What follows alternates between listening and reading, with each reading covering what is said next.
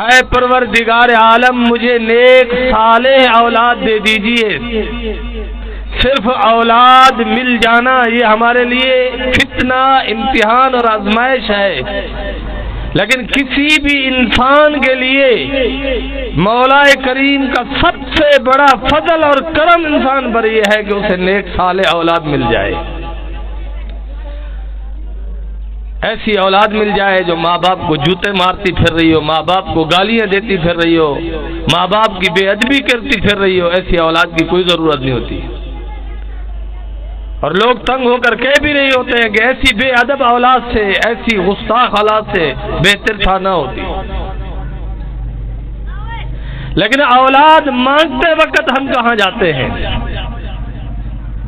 اہل اللہ کے پاس بیٹھیں گے، اہل قرآن کے ساتھ بیٹھیں گے، دین والوں کے ساتھ بیٹھیں گے، وہ ہمیں سمجھائیں گے کہ مولا کریم سے کیا نعمت مانگنی چاہیے۔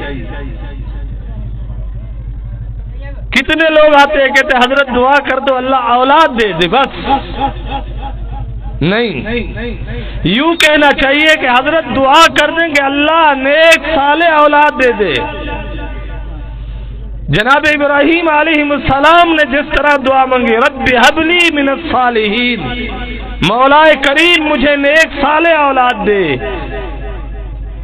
اور نیک صالح اولاد ایسی ہوتی ہے کہ اس کی نیکیوں سے، اس کے اعمال سے ماں باپ کی آنکھیں ٹھنڈی ہو جاتی ہے۔ ربنا ہب لنا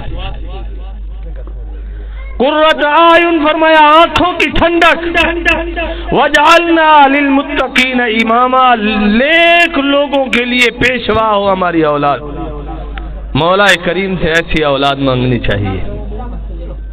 رب ہب لی من الصالحین۔ اور جناب زکریا علیہ السلام نے دعا مانگی، رب ہب لی من لدنک ذریۃ طیبہ، اے مولا کریم مجھے پاکیزہ اولاد اپنی طرف سے عطا فرمائیے۔ اور جب اولاد مل جائے، اس کی تعلیم اور تربیت، اس کو دین کا راستہ دکھانا، اس کو حق کا راستہ دکھانا، یہ بھی ماں باپ کی ذمہ داری ہے۔ ان کو دین پڑھانا، قرآن پڑھانا، قرآن کی تعلیمات دلوانا، اور ان کی اچھی تربیت کرنا۔ جناب رسالت میں آپ صلی اللہ علیہ وسلم نے ارشاد فرمایا، اکرموا اولادکم، اپنی اولاد کی حوصلہ افزائی کیجئے، عزت افزائی کیجئے۔ اور اولاد کی عزت افزائی یہ ہے کہ اولاد کو دین کے راستے پر لگا دو۔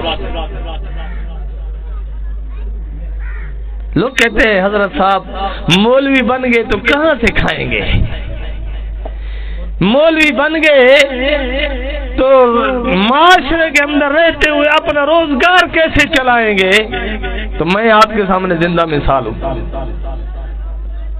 آپ میں سے کوئی بندہ کہہ دے کہ کبھی میں آپ کے دروازوں پر اس لیے آیا ہوں کہ مجھے چندہ دو، میرے بچے بھوکے ہیں یا میں بھوکا ہوں۔ آپ بھی اپنی اولاد کو قرآن اور حدیث کی تعلیم دلانے کے بعد اسے اچھا روزگار دلا سکتے ہیں، باعزت کاروبار دلا سکتے ہیں، اور جب یہ دیندار ہوگا، یاد رکھیے نماز پڑھنے والا ہوگا، قرآن پڑھنے والا ہوگا، دنیا میں بھی اس کا ہمیں فائدہ ہے۔ جب بھی گھر آئے گا کہے گا ابا جان، اماں جان، اس کی آنکھیں جھکی ہوئی ہوں گی، سر جھکا ہوا ہوگا، بڑے ادب اور احترام سے اپنی ماں کی باتیں سن رہا ہوگا، اپنے باپ کی باتیں سن رہا ہوگا، اور اپنے ماں باپ کے حقوق کا پورا خیال رکھتا ہوگا۔